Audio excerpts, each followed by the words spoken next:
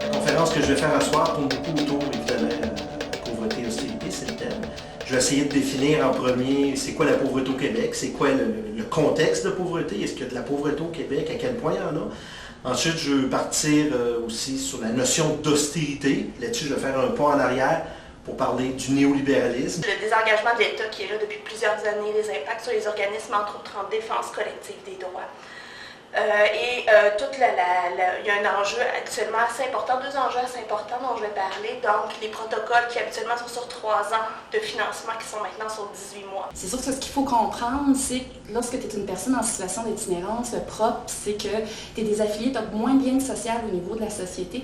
Alors, l'accès aux services en soi, même s'il y avait beaucoup d'investissements, est difficile.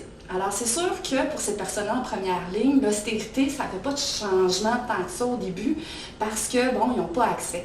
Mais c'est au sortir de l'itinérance que ça fait toute une différence, c'est-à-dire qu'au moment où que tu te réinsères dans la société, que tu demandes de l'aide sociale, c'est sûr que les coupures font en sorte que tu as plus de difficultés à te réaffilier dans la société. Au-delà des termes, le gouvernement se défend toujours de dire on n'est pas en austérité, on fait de la rigueur budgétaire, mais quand on parle de déficit zéro, de réingénierie de l'État, d'équilibrer les finances publiques. Dans le fond, c'est toujours en arrière de ça, c'est toujours le même discours, c'est un discours néolibéral, pour arriver à la fin de la présentation, pour parler justement des liens entre la pauvreté et l'austérité, que l'austérité frappe d'abord et avant tout les plus pauvres, que ce soit par l'entremise du revenu direct des personnes ou par les services publics qui servent dans le fond de rempart aussi contre la pauvreté et qui servent à rétablir une certaine égalité dans la population.